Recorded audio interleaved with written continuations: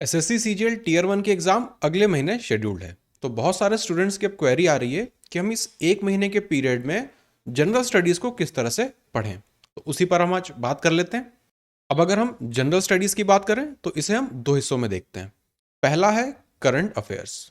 तो normal condition में 6 महीने के करंट अफेयर्स सफिशेंट होते हैं, लेकिन इस बार एग्ज़ाम पोस्टपोन हुई है। तो इस वजह से हमें नहीं पता कि उनके क्वेश्चन बैंक में पहले के बने हुए क्वेश्चन हैं या नहीं। इसलिए करीब करीब 8 महीने के करंट अफेयर्स को हम पढ़ना शुरू करेंगे।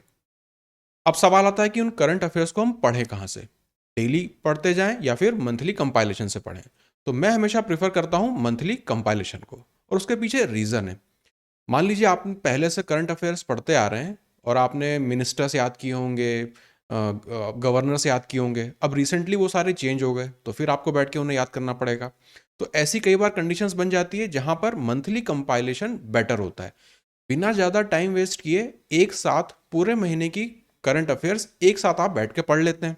टाइम भी कम लगता है ना। रोज 10-10 15-15 मिनट देने से अच्छा उस पीडीएफ को आप 1 घंटे में पढ़ लीजिए महीने के अंत में, तो टाइम भी हमारा बचता है। तो ये बात हुई मंथली कंपाइलेशन की।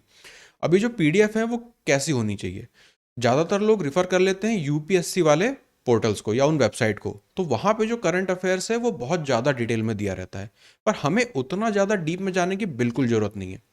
हमारा जो करंट अफेयर्स है वो कंसाइज होना चाहिए। तो जहाँ से भी आप लें, जो भी सोर्स आप प्रेफर करें, वो बहुत कंसाइज होना चाहिए। अगर मैं अपनी बात करूँ तो जो मेरा फेवरेट सोर्स है करंट अफेयर्स का, वो है लीड द कंपटीशन। इस नाम से एक वेबसाइट है, उसके लिंक मैं डिस्क्रिप्शन में दे दूंगा। उसके जब आप डाउनलोड सेक्शन में जाएंगे तो मंथली पीडीएफ्स आपको वहाँ से डाउनलोड करने को मिल जाएंगी। तो वो बेस्ट तरीका है ऐसे एग्जाम्स में करंट अफेयर्स को तैयार करने का।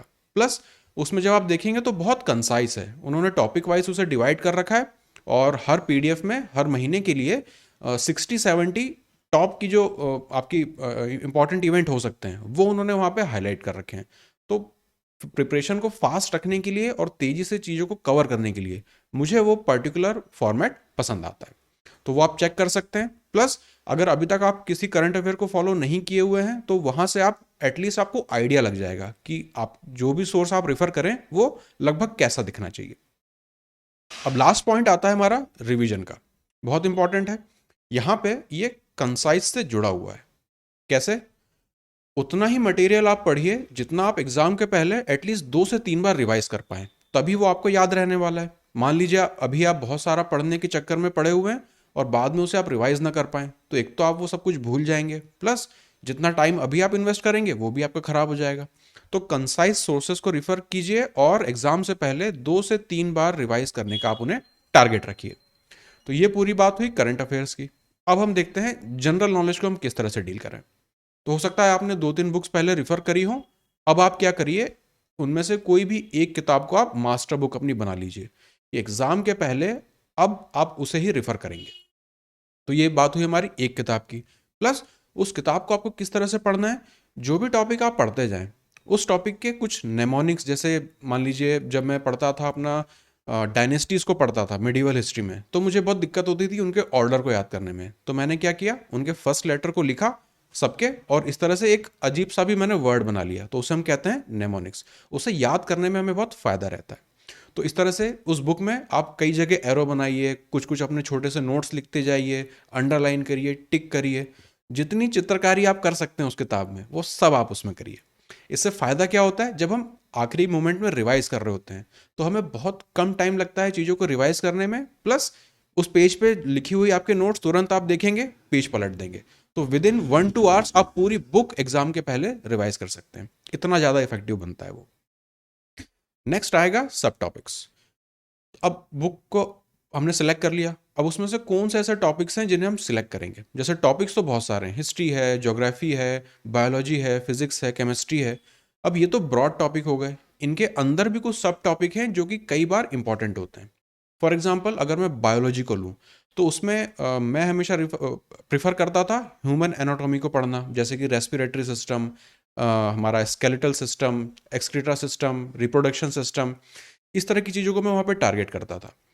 प्लांट वाली बायोलॉजी रहती थी उसे मैं थोड़ा सा कम वेटेज देता था। अब ये चीज़ मैं कैसे डिटरमाइन करता था कि वो क्या, मुझे किस सब टॉपिक को मुझे ज़्यादा इंपॉर्टेंस देना है और किसे कम देना है। तो वहाँ पे हमारा काम आता है प्रीवियस ईयर क्वेश्चंस।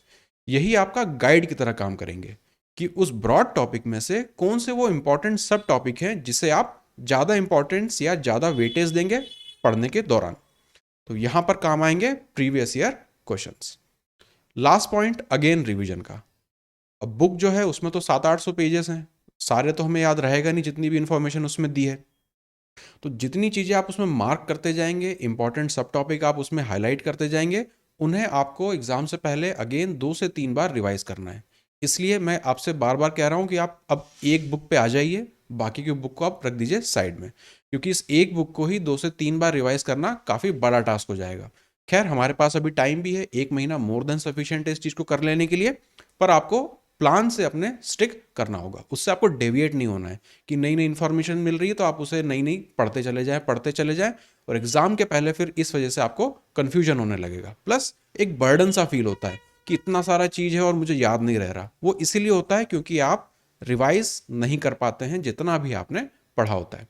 तो रिवीजन यहाँ पे की है, उतना ही आपको पढ़ना है जितना आप लास्ट मोमेंट पे रिवाइज कर पाए।